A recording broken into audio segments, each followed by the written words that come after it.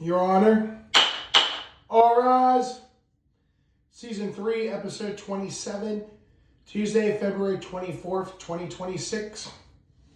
Yes, sir. All clear. Ladies and gentlemen, you may be seated.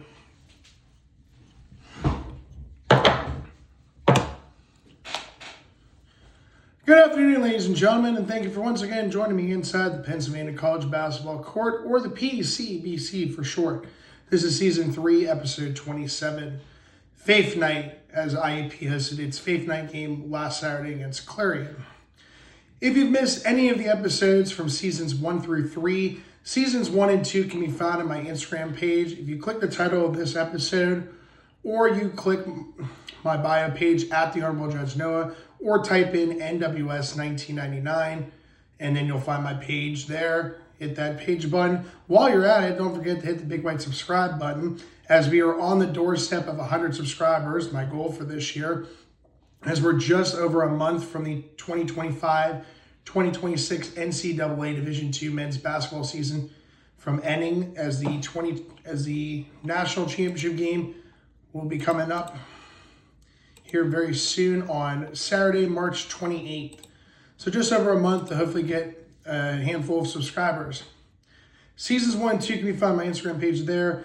If you've missed any episodes from Season 3, including all episodes, if you look at my bio at the Honorable Judge Noah, hit playlists and you'll find every episode from the first episode we did all the way back in July or August, it's been a while, to today's episode. And the remaining episodes for this season will be found in that playlist, PCBC Season 3. I'm your host, the Honorable Judge Noah, reporting live from the hometown and main base of the Pennsylvania College Basketball Court, Slippery Rock, Pennsylvania. Today's episode, we're going to start off with the Athletes of the Week, followed by our recapping of the 8 games that occurred last Saturday, February 21st. Go through our standings to see if any teams clinched playoffs or any teams that were eliminated from playoff contention. Then we'll look at our 8 games coming up for tomorrow, Wednesday, February 25th. Any playoff scenarios that could occur in these games coming up tomorrow. Then we'll do our scouting report for our first of 2 big matchups for IUP this week, starting off in California tomorrow against the Vulcans. Then we'll do my picks and predictions to cap off this episode. If you've enjoyed this series so far, which we're about 2/3 of the way done, we still got one episode. Our season finale for the regular season is coming up this Friday, February 27th, Season 3, Episode 28. And then we'll start off with our episodes for the postseason and the Atlantic region coming up really soon. Also, good luck to all 12 teams competing in the CIAA men's basketball tournament in Baltimore, Maryland. Tournament games start tomorrow. I will be doing recaps. In terms of recaps, what I'm meaning to say is we'll just talk about who won and who advanced into the tournament. The only game I will be recapping from the CIAA men's basketball tournament because of time purposes will be the 2026 CIAA men's basketball tournament. All games are being played at the CFG Bank Arena in Baltimore, Maryland, in the Baltimore Harbor. We'll talk about the championship game, which is coming up this Saturday, February 28th. We'll do a preview of that game to get you ready. Although the semifinals are coming up on Friday, there will actually be a game going on at that time at 2 p.m. Eastern. So it'll be just an hour after while we're doing this episode, and the next game will be 8 p.m. Then the championship game comes up this Saturday at 4 p.m. We'll recap that game in the first episode of the PSAC men's basketball tournament, which will be Season 3, Episode 29, next Monday, March 2nd. All right. Sorry for the long intro. Without further ado, Season 3, Episode 27 is underway. All right, let's start off with our PSAC Athletes of the Week from last week. These were the games that occurred on both Wednesday, February 18th, and Saturday, February 21st. For the West, the PSAC West Athlete of the Week goes to Dallas Dillard of IUP, guard and redshirt senior from Harlem, New York. He has been nominated. He wins this award for the second time in the last 3 weeks. Dillard averaged 24.5 points per game over the 2 wins for IUP this week, including a high 29, while shooting 50% from the floor and being perfect from the free throw line against Clarion. Averaged 6 assists per game, according 2.1 assists per turnover ratio, very impressive. He made a total of 15 field goals and 5 shots from beyond the arc. He was 1 minute off from a season high against Seton Hill, playing 38 of 40 minutes. And is now sitting on the doorstep of 1,000 career points. I actually have those numbers here when we talk about IUP and Clarion. For the Western Division's Defensive Athlete of the Week, goes to Kendrick Curtis of Seton Hill, forward and junior from Baltimore, Maryland. He averaged a double-double of 20 points and 12 rebounds in a pair of games for the Griffins. He had 9 assists and 3 steals in a block. Curtis posted a double-double of 22 points and 12 rebounds while scoring his 1,000th career point in the contest at IUP, which we talked about in the last episode from Friday. The Eastern Division's Athlete of the Week is Gabe Moss from Westchester, forward and senior from Pottstown, Pennsylvania. Moss had an excellent week for the PSAC East, leading Westchester Golden Rams as the forward scored in double figures in a pair of games, including his first double-double as a Golden Ram on Wednesday night, last Wednesday, 18th, at Shepherd. At Shepherd, he scored 17 points and 11 rebounds, also coming away with a block and a steal in the win for Westchester. He then scored 17 points on 7 of 10 shooting before coming 1 point shy of matching his career high as a Golden Ram with 23 points, 10 of 13 shooting in the win against Lock Haven on Saturday. In addition to his 23 points, he also recorded 8 rebounds, 3 assists, a steal, and a block over the win over the Bald Eagles. The Eastern Division's Defensive Athlete of the Week goes to Cesar Shalombo from Millersville, center and junior from the Democratic Republic of the Congo. He helped Millersville to 2 road wins in which they held their opponents to 63 and 54 points respectively. Averaged 9.5 rebounds, 3.5 blocks, and 1.5 steals per game in just 25 minutes per game. Against Kutztown, he totaled 9 boards, 3 blocks, and 2 steals, and then swatted 4 shots to go with 10 boards, 9 of them on the defensive glass, and a steal against Bloomsburg on Saturday. Congratulations to all 4 athletes from this week for being selected as the athletes of the week for both the East and West Division.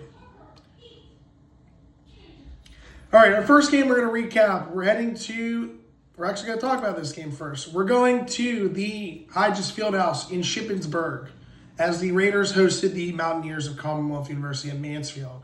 In the first half, Shippensburg outscored Mansfield 53-41. Second half, Shippensburg outscored Mansfield 43-31. As the Raiders clinched a playoff spot, we'll talk about that here in a minute, winning 96-72 over Mansfield. Shippensburg improves to 13-13 with an 8-11 record in conference play. Mansfield drops to 3-23 with a 2-18 record in conference play. For Mansfield, my player of the game goes to Dearmid Stewart. 24 minutes, he went 5 of 7 from the field, 0 of 1 from three-point range, 3 of 3 from the free throw line, 5 rebounds, 2 assists for 13 points. Sterling Scott in 32 minutes had 4 rebounds, 3 assists, and a block for 12 points. Jackson Henry, wrong name, in 21 minutes had 4 rebounds, 2 assists for 10 points. And Nasir Brown in 15 minutes off the bench had 2 rebounds for a total of 10 points. In the first half, Mansfield shot 45.2% from the field, 46.2% from three-point range, and 77.8% from the free throw line. Second half shot 35.3% from the floor, 28.6% from three-point range, 100% from the free throw line. Overall, the Mountaineers of the Commonwealth University of Mansfield shot 40% from the field, 37% from three-point range, 83.3% from the free throw line. Senior day game for Shippensburg, and their player of the game goes to Michael Dixon. In 27 minutes, he went 9 of 11 from the floor, 2 of 3 from three-point range, 5 of 5 from the free throw line, 4 rebounds, 6 assists, and 3 steals for 25 points. Timmy Connor in 26 minutes had 2 rebounds for 19 points.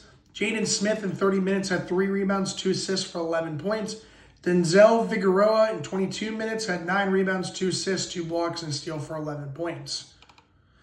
In the first half, Shippensburg shot 64.3% from the field, 60% from three-point range, 84.6% from the free throw line. Second half, shot 51.5% from the floor, 33.3% from the three-point range, and 83.3% from the free throw line. Overall, the Raiders of Shippensburg shot 57.4% from the field, 45.5% from three-point range, and 84.2% from the free throw line. No technical fouls assessed to Shippensburg or Mansfield. All right, moving on to our next game. Westchester hosting Lock Haven at the Hollinger Fieldhouse.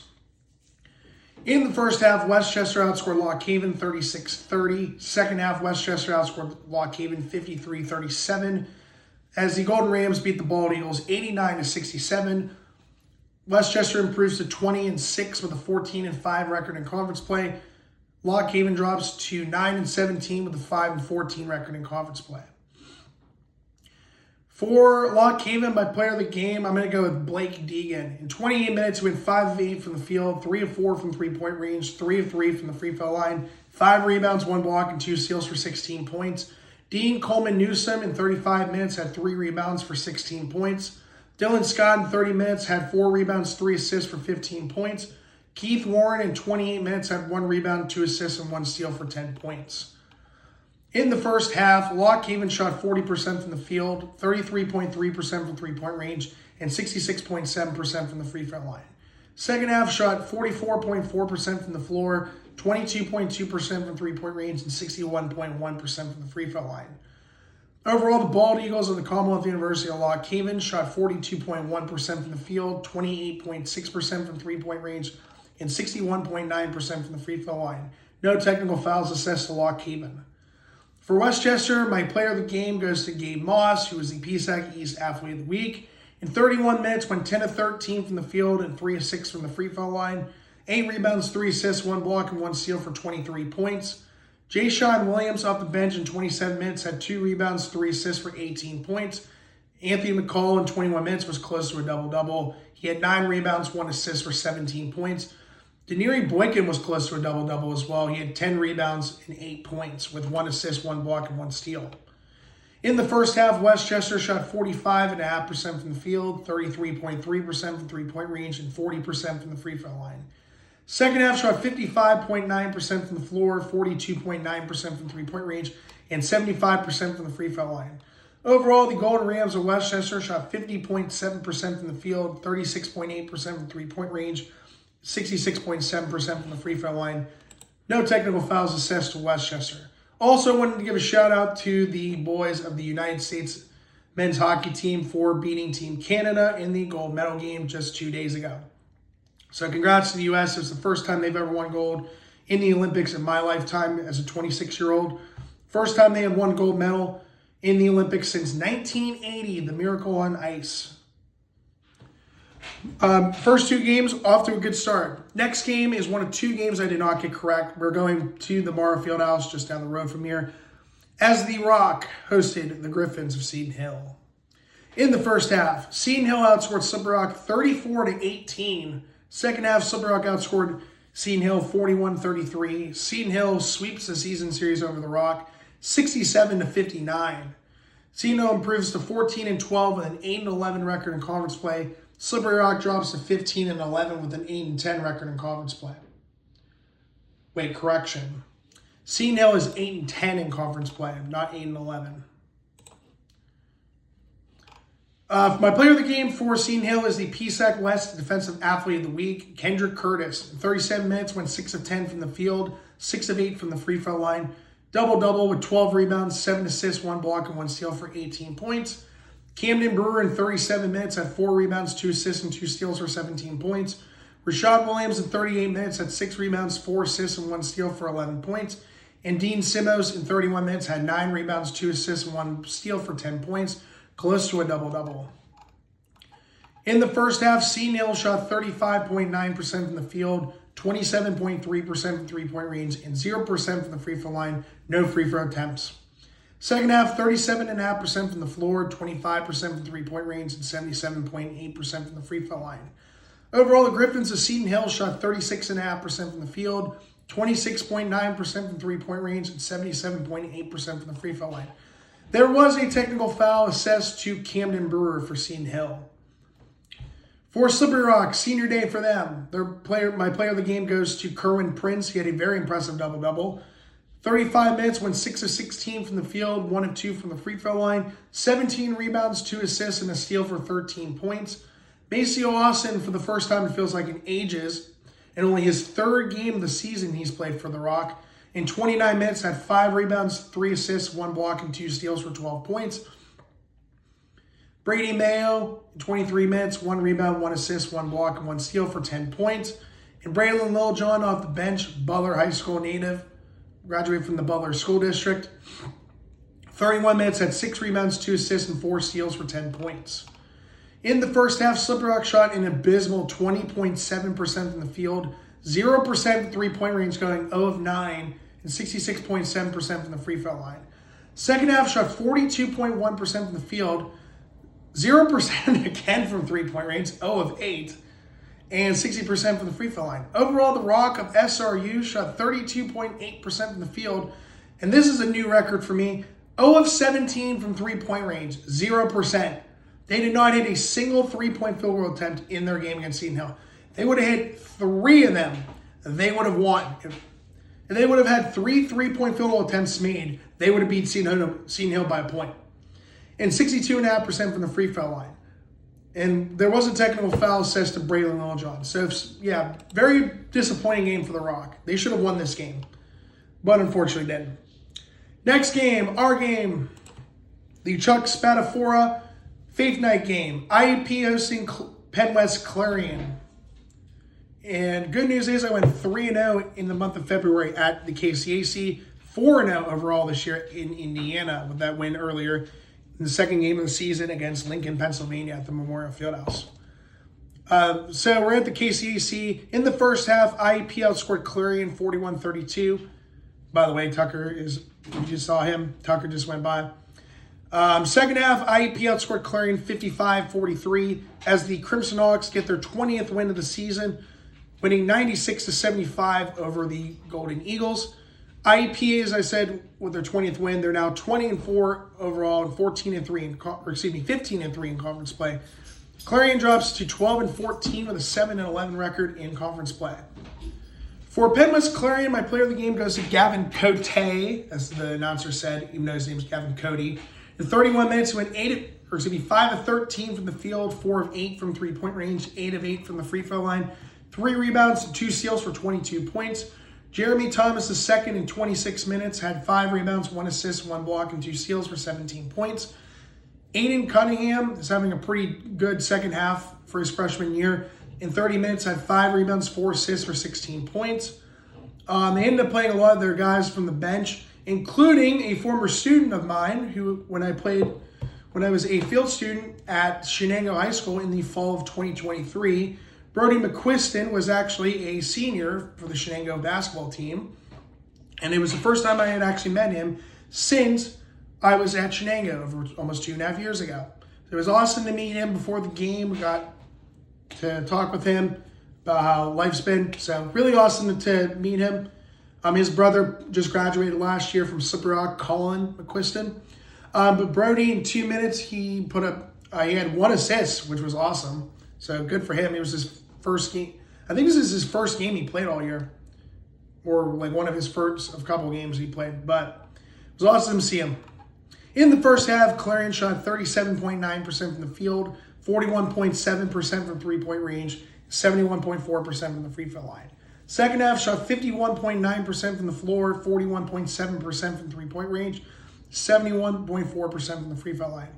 Overall, the Gold Eagles of Penn West Clarion shot 44.6% from the field, 41.7% from three-point range, and 71.4% from the free throw line. For IUP, my player of the game goes to the PSAC West Athlete of the Week, Dallas Dillard. In 35 minutes, he went 10 of 20 from the field, 3 of 9 from three-point range, 6 of 6 from the free throw line, 8 rebounds, 6 assists, and 1 steal for 29 points. Man, was I hoping he was going to hit his 1,000th point in this game. They pulled him out with about 3 minutes left in the game. And as of for tomorrow's matchup, he is now on the doorstep of 1,000 career points, only 3 points away. So he's most likely going to hit it unless something crazy happens early in the game. But yeah, Dallas Dillard is going to hit 1,000 points as he's 3 points away from it. Christian Moore in 31 minutes went 8 of 16 from the field, 4 of 9 from three-point range, 1 of 1 from the free throw line, 2 rebounds, 2 assists, and a steal for 21 points. Now putting him only 106 points away from 1,000 at IUP. Tyler Grove, again, excellent. He's been excellent since he's been the starting lineup for IUP. 18 minutes, went 5 of 7 from the field, 2 of 4 from three-point range, 3 of 3 from the free throw line, 3 rebounds and 1 steal for 15 points. Kamani Marrero in 30 minutes went 4 of 8 from the field, 1 of 4 from three-point range, 0 of 1 from the free throw line, 4 rebounds, 8 assists, and 2 steals for 9 points. Now is 239 points away from 1,000. Demir Brooks in 24 minutes went 3 of 5 from the field, 8 rebounds, 2 assists for 6 points. Bench players, we had 5 actually in this game because of how big of a lead we had. Luke Triggs in 16 minutes went 3 of 7 from the field, 2 of 2 from three-point range, 2 of 2 from the free throw line, 4 rebounds, 1 assist, 1 block, and 1 steal for 10 points. He's been excellent in the second half of the season. He started off slow, but he's been a very good piece to this puzzle for IUP's bench. Subford Toon, it feels like he hasn't played in ages, returned to the lineup for IUP and actually got minutes. In 16 minutes, went 1 of 2 from the field, 1 of 1 from three-point range, 1 rebound, and 4 steals for 3 points. Ralphie Blundo got in for 2 minutes. One of our 2 freshmen, the Newcastle native, played high school ball just 30 minutes down the road on Pennsylvania Route 108 from here from Slippery Rock down to Newcastle. In 2 minutes, he went 1 of 1 from the field and 1 of 1 from the free throw line, 1 rebound for 3 points. And then Bautista Rodriguez in 22 minutes went 0 of 3 from the floor, 0 of 2 from three-point range, 5 rebounds and 1 block with 1 steal for 0 points. Ian Herring in 6 minutes went 0 of 1 from the field, which was a 3-point field goal attempt. He did have 3 rebounds, but had 0 points. In the first half, IUP shot 50% from the field, 41.2% from three-point range, and 0% from the free throw line because no free throw attempts were attempted in the first half. Second half shot 50% from the floor, 40% from three-point range, 92.9% from the free throw line. Overall, the Crimson Hawks of IUP shot 50% from the floor, 40.6% from three-point range, and 92.9% from the free throw line. No technical fouls assist to either Clarion or IUP. So big win for IUP. Now they get the big 2 in the West. We'll wait to see what happens there. Shepherd and Kutztown is our next game at the Keystone Arena.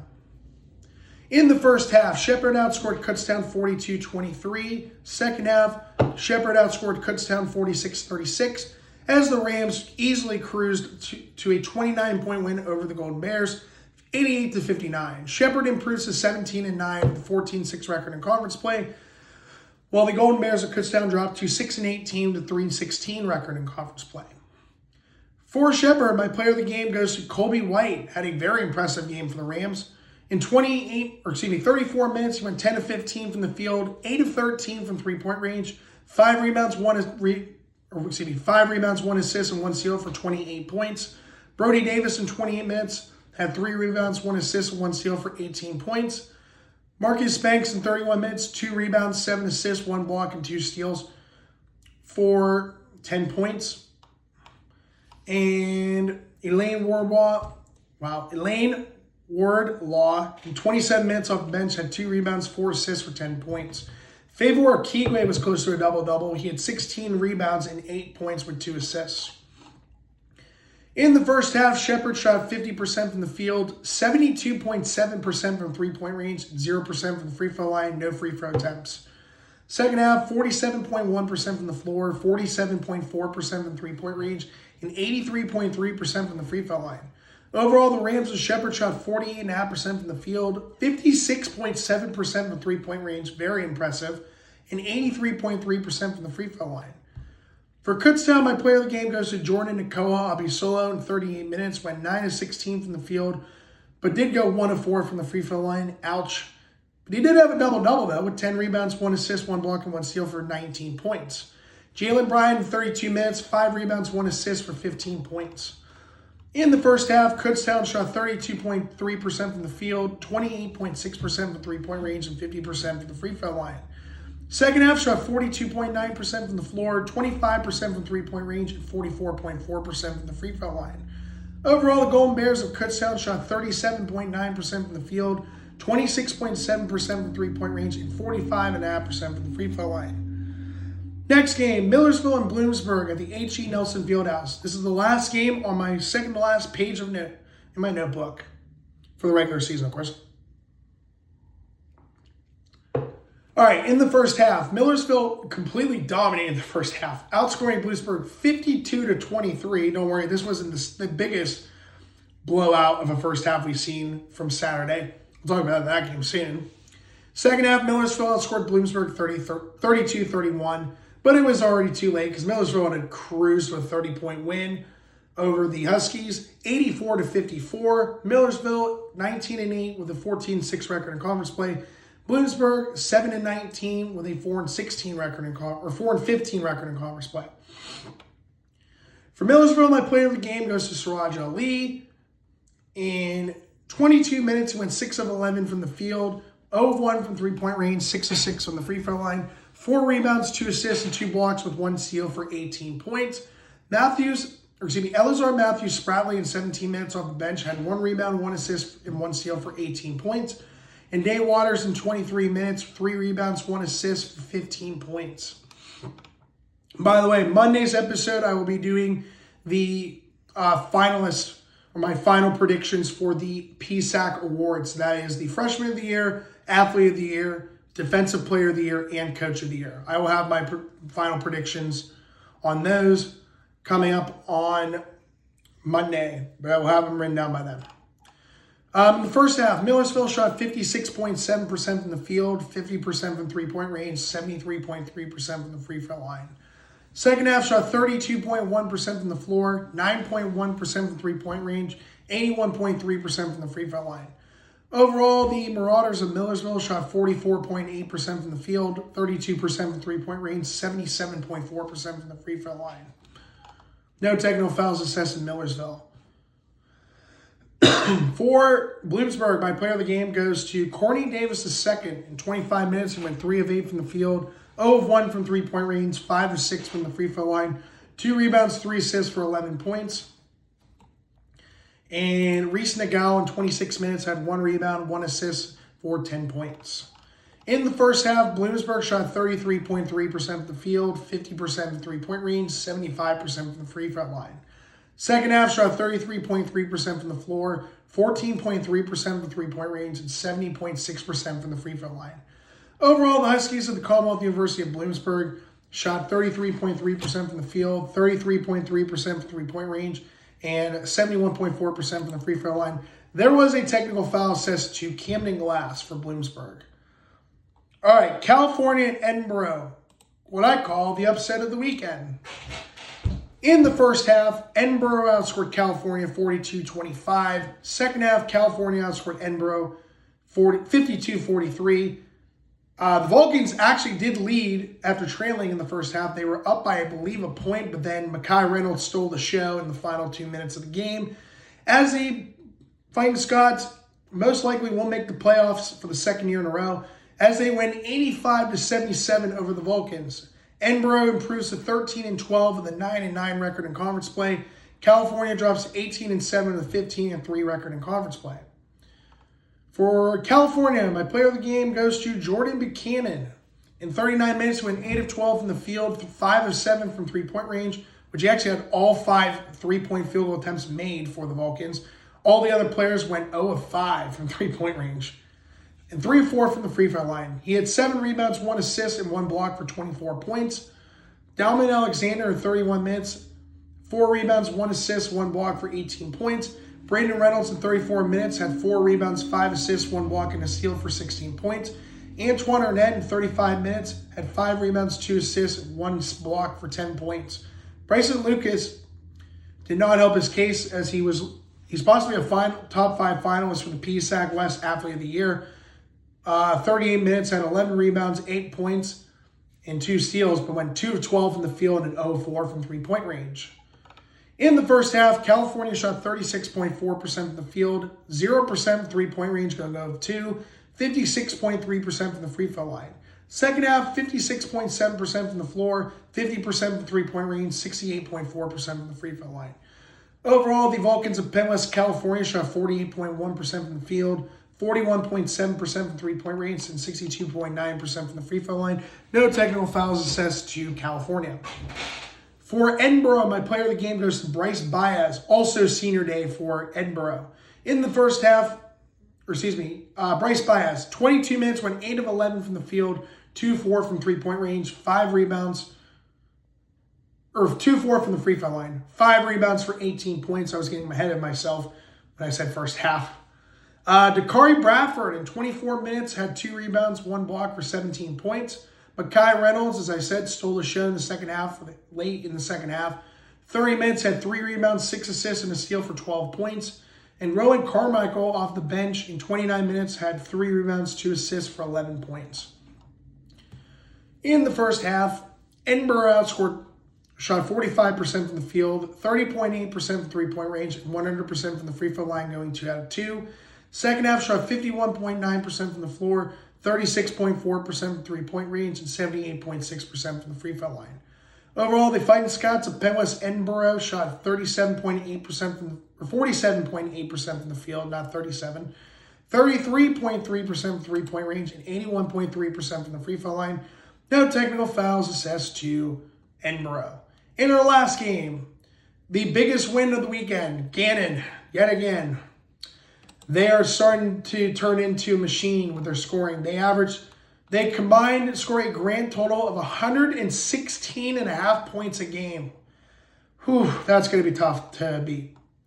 Hopefully IUP is ready, because I think they can put up over 100 points on a Gannon team. Got to play smart, though.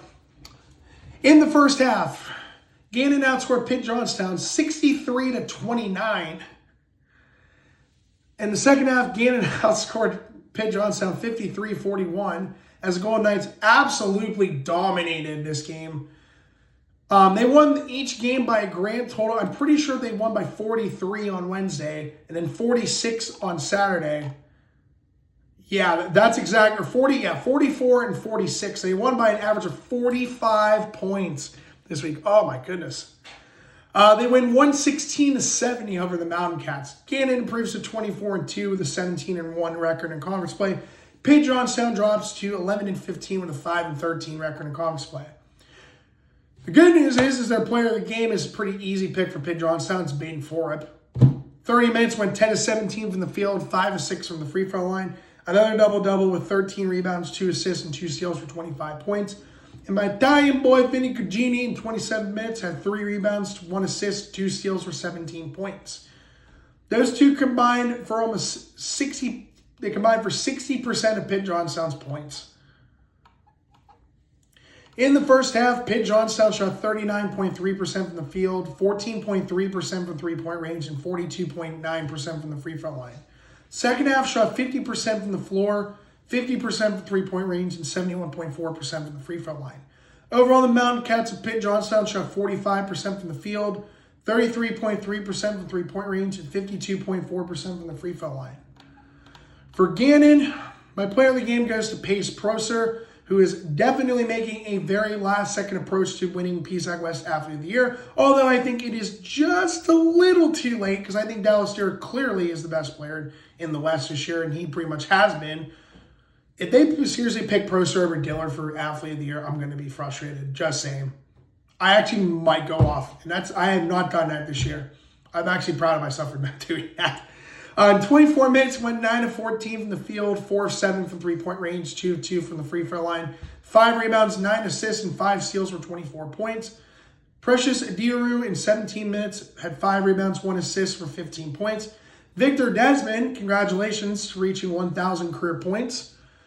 3 rebounds, 3 assists, 1 block, and 1 steal for 15 points in 16 minutes played. Lucas Akasi, in 22 minutes, had 5 rebounds, 9 assists, 4 steals for 13 points off the bench. Mason Kemp, in 19 minutes, had 9 rebounds, 2 blocks for 10 points. So 3 guys almost had double-doubles for Gannon.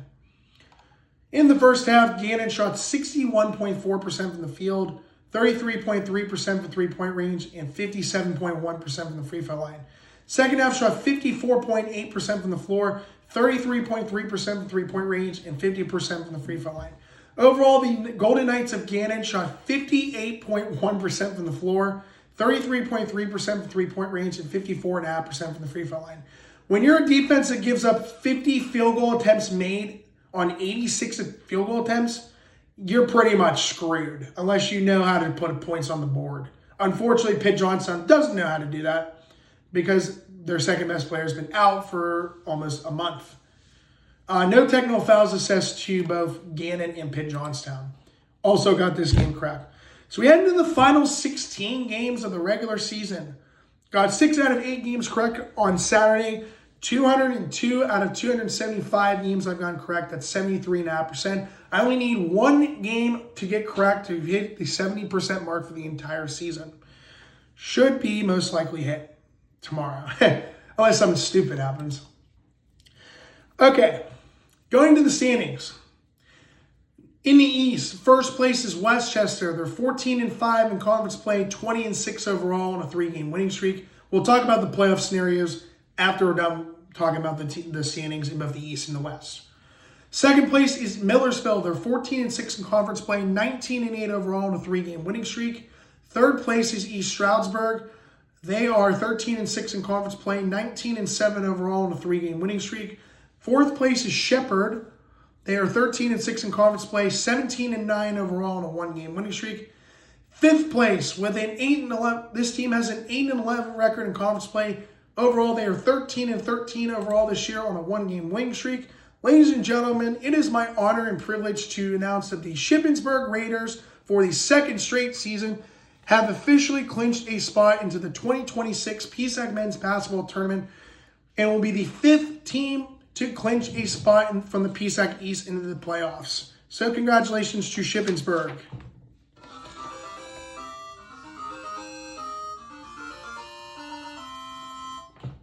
All right. So with that being said, there's only one spot left in the East. Now, in 6th place in the East is Lock Haven. They're 5-14 in conference play, 9-17 overall this year on a 3-game losing streak. 7th place is Bloomsburg. They are 4-15 in conference play, 7-19 overall on a 2-game losing streak.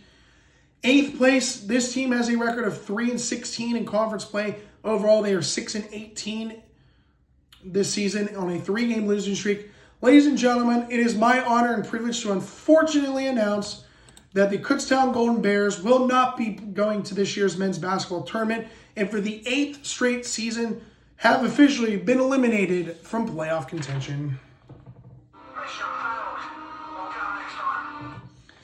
Well, at least the good news is their football program is pretty good, but unfortunately they are still about 6 months away from their first game of the season. So, can't come soon enough, guys. And then 9th place, already they've been eliminated since last week, is Mansfield. They're 2-18 in conference play, 3-23 overall this year on a 1-game losing streak. Going to the West, in first place is Gannon, most likely going to be the 1 seed again for the 3rd year in a row. 17-1 in conference play, 24-2 overall on an 11-game winning streak. Second place, we have a lead change for the first time in forever. IUP is now number 2 in the West. They're 15-3 in conference play, 20-4 overall on a 7-game winning streak. Thanks to their unfortunate loss at Edinburgh, California now is sitting in the first round matchups as they dropped from 2nd to 3rd, as they are 15-3 in conference play, 18-7 overall on a 1-game winning streak. 4th place is Edinburgh. They're 9-9 in conference play, 13-12 overall on a 1-game winning streak. 5th place is Slippery Rock. They're 8-10 in conference play, 15-11 overall on a 3-game losing streak. 6th place is Seton Hill. They're 8-10 in conference play, 14-12 overall on a 1-game winning streak, ending its 7-game losing streak. So this is their first win in almost a month. Still in the playoff line, in 7th place is Clarion. They're 7-11 in conference play, 12-14 overall on a 1-game losing streak. And 8th place, this team has a record of 5-13 in conference play. Overall, they're 11-15 this season on a 6-game losing streak. Ladies and gentlemen, it is my honor and privilege to unfortunately announce that not only will this team miss the playoffs and be eliminated from playoff contention for the 3rd consecutive season, they will also finish dead last in the PSAC West for the 3rd year in a row. That, of course, would be our beloved friends 37 miles from Indiana, the Pitt Johnstown Mountain Cats. Congratulations, you've officially been eliminated from playoff contention yet again. Man, do I miss the glory days when John Paul Kromka and the Mountain Cats actually were good.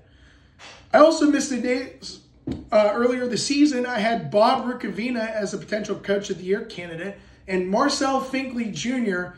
as my preseason player of the year, preseason freshman of the year in the PSAG West. If you want to know the statistics this year, they aren't that good. We'll just say that. This season, Marcel Finkley Jr. has played in approximately 8 games, started in 0 of them. He has scored 2.1 points per game with 1.5 rebounds and 0.9 assists per game, playing 8 minutes. He has played a grand total of 67 minutes this season for the Mountain Cats.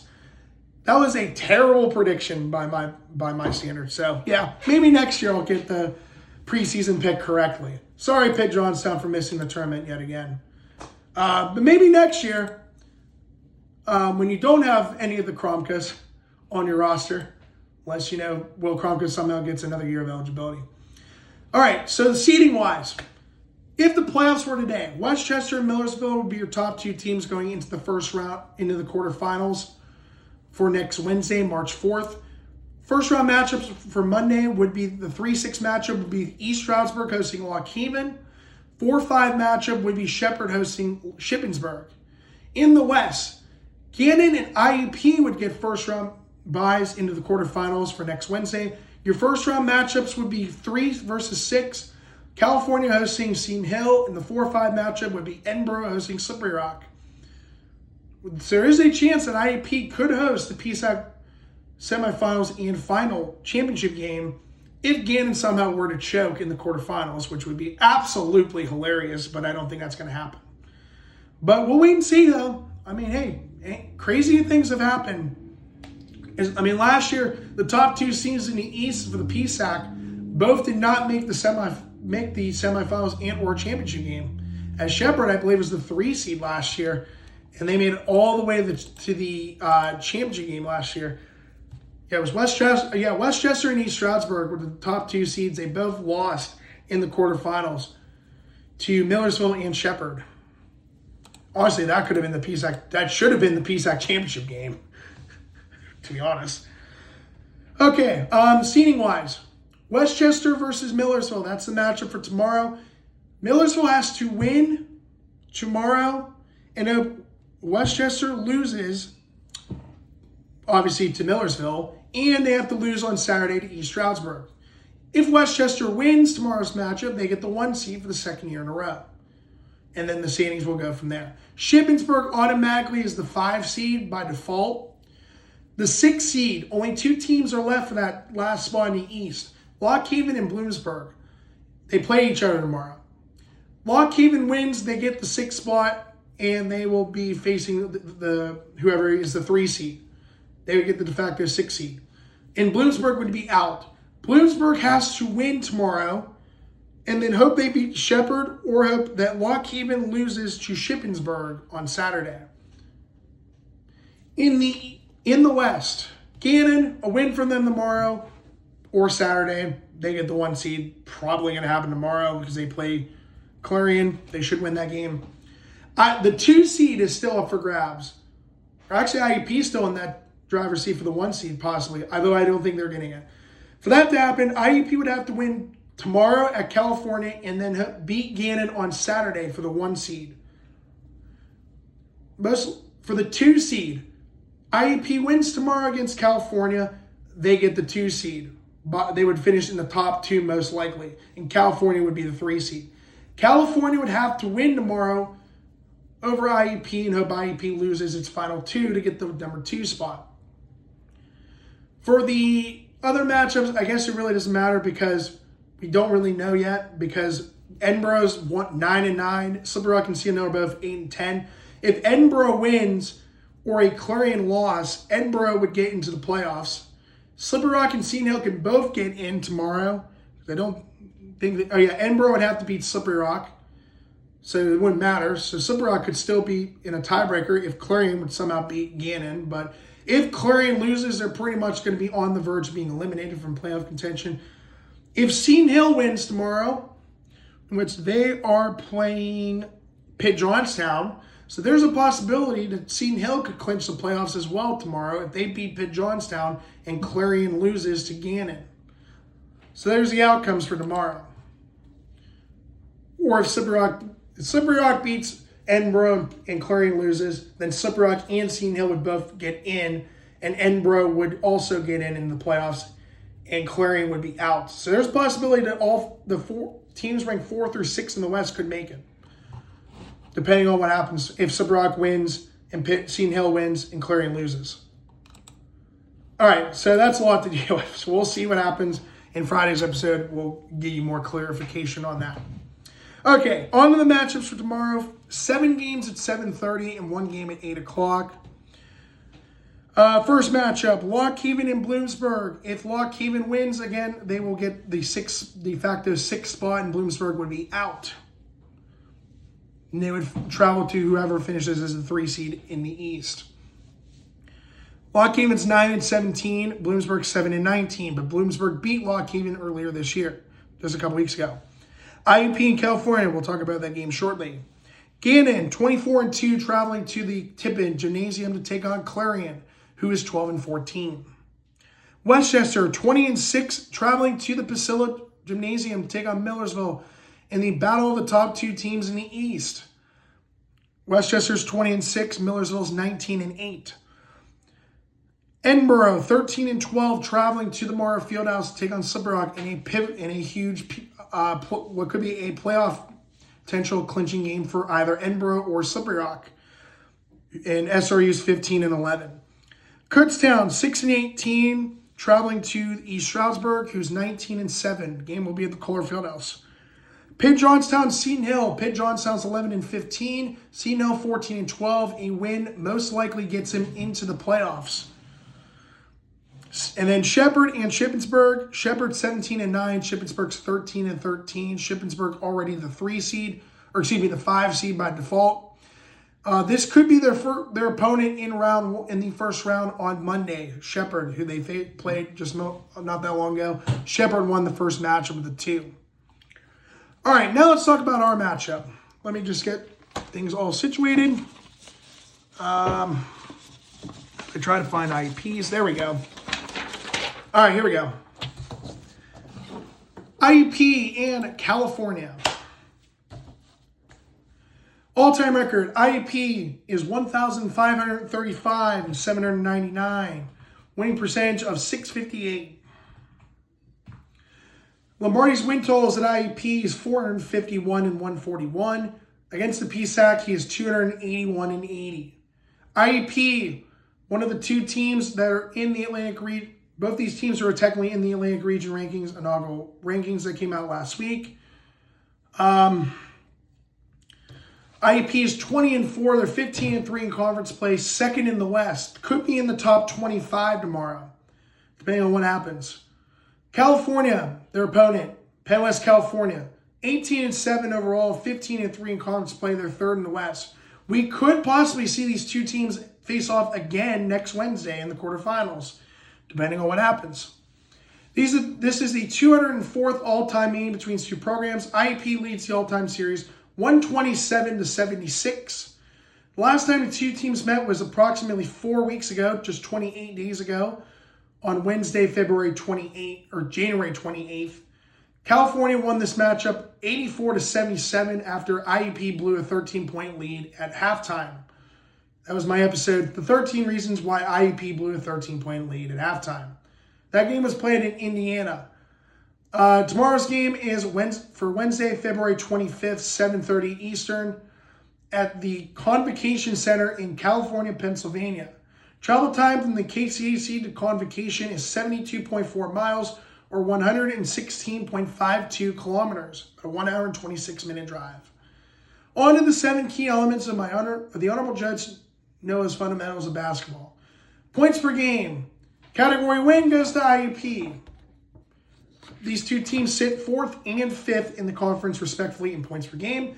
IUP is 3 points per game better than California. IUP at 85.8. California is at 82.8.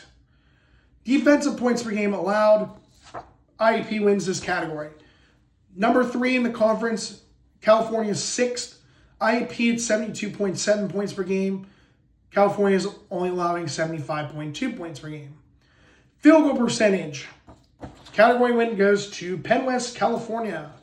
They are 2nd in the conference, only behind Pitt Johnstown at 50.3% from the field. IUP is 4th at 48.1%.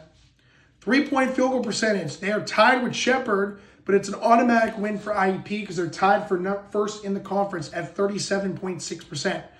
California is 13th in the conference at 31.8%. That's 5th to last in the conference.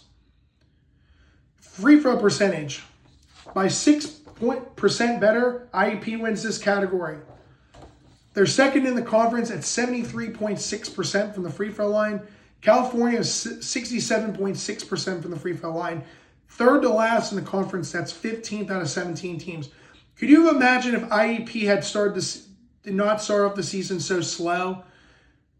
They most likely are the number 1 free throw shooting team in the conference by a pretty good margin. I'd say they were close to almost 80%, if not better.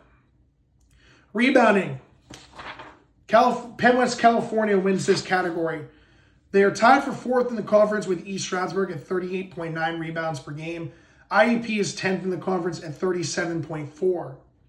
And then assist to turnover ratio. These are 2 of the top 4 teams in the conference in assist to turnover ratio. But the de facto win goes to IUP. They are still number 1 in the conference at 1.45 assists per turnover. California's 4th, as I just mentioned, at 1.23. Overall winner of this scenario. Once again, IUP wins. They earned 5 out of 7 categories. The only 2 they did not get were field goal percentage and rebounding. All right, so now on to the top 3 scores for each player, for each team. For the IUP Crimson Hawks, top 3 is still no changes, still the same. Dallas Diller, number 5, leads the way for the Crimson Hawks. He is nearly 2 points per game better than the 2nd highest scoring player in the PSAC, in Gay Waters at 19.6. Dallas Diller pretty much is in the driver's seat and is on cruise control right now to win the PSAC West Athlete of the Year. Should be in good shape as long as he does not, unless something absolutely insane happens in the final 2 games.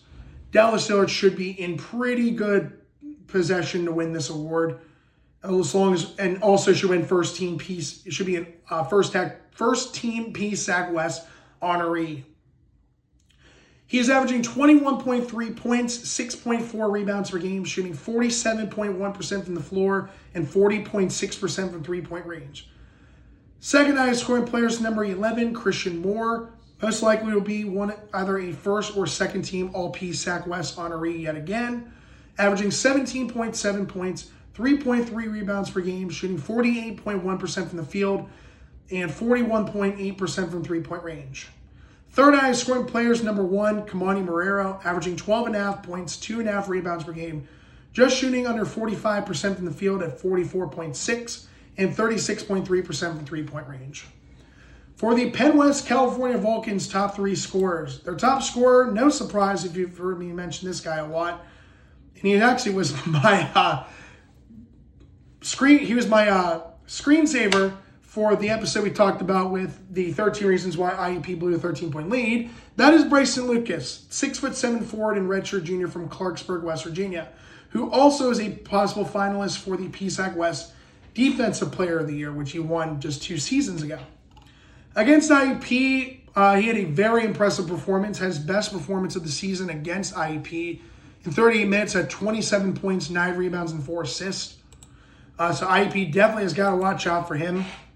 He's averaging 17.4 points, 9.2 rebounds per game, shooting 50% from the floor and 32.8% from 3-point range.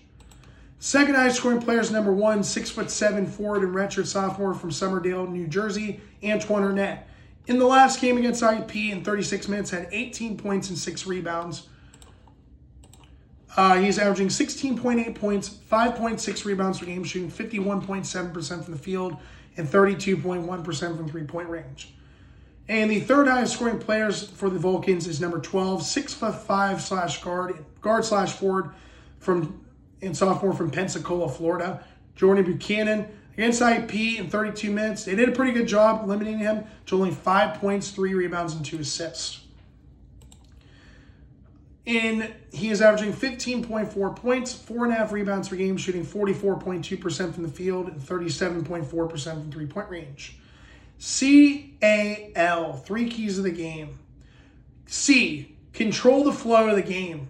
I know California is a very good scoring team, but IUP, I feel like, especially with that last matchup against and California's last matchup against Edinburgh, IUP has a very good chance to pull off a humongous win at the Convocation Center, which they have not done since 2023.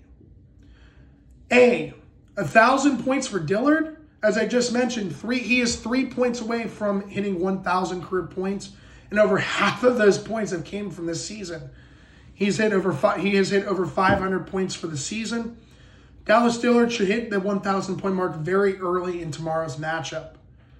And L, lock up the number 2 seed. A win for IUP would be significant in getting them the number 2 spot in the West and clinching a pivotal first-round bye, because you never know. Gannon could slip up in one game, be eliminated from the PSAC tournament, and IUP would only need to win on Wednesday to host the PSAC men's basketball tournament for the 3rd time since 2019. As the last 3 times the West held it, it was IUP in 2019, IUP again in 2022, and then Gannon hosted it in 2024 at the Haggerty Family Event Center high school basketball court in Erie, Pennsylvania. It's not even a real college basketball court. All right, now my picks and predictions. So going from the website, we're just going to go in order. I know they're different from what I have on my notebook. Kutztown and East Stroudsburg. I'm going to go with the Warriors of East Stroudsburg in this one. Pitt Johnstown and Seton Hill. I'm going to go with Seton Hill. Westchester and Millersville, the big matchup in the East. I'm going to go with Millersville. I think Millersville wins this game in a close one. Should be a very good game. Edinburgh and Slippery Rock, I'm going to go with my alma mater. We're going with Slippery Rock in that one. I know they've been ice cold as of late, but I think they have a chance to win tomorrow and clinch another playoff spot yet again. Lock Haven and Bloomsburg. I'm going to go with Lock Haven, and I think they're going to clinch that last spot. Despite Bloomsburg being the home team, they won the previous matchup by a point. Lock Haven almost pulled off a humongous win. Had Blake Deacon hit that buzzer beater in the first matchup, Lock Haven would already have clinched the playoff spot, and this game would not really be that significant. IUP in California. I picked IUP in the first matchup, and the last time I picked California to beat IUP, which was last year in the second matchup that they faced, I picked California, and they actually won.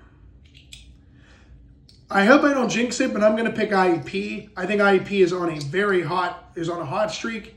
I think they are going to continue that and get a humongous win at California, which will boost their resume in the Atlantic region. And if they win this game, they pretty much are a lock to make the Atlantic region tournament. Along with the team that's going to most likely get the number 1 seed tomorrow in Gannon, who I have beating Clarion. Gannon is 100% in at this point in the Atlantic region tournament. Though I would love to see them lose on Saturday against IUP. We'll see who wins that game. I'll be talking more about that on Friday. And then Shepherd at Shippensburg, I'm going to go with Shepherd to beat the Raiders. With that being said, that's going to conclude this episode of the PCBC. Hope you guys enjoyed. I will see you guys on Friday for the final episode of the regular season before we talk about the episode 29 on Monday. So season 3, episode 28, coming up this Friday at 3 p.m. Eastern. You do not want to miss it. And I will see you guys then. Until then, please stay safe, and I will see you guys soon. Until then, we go to recess.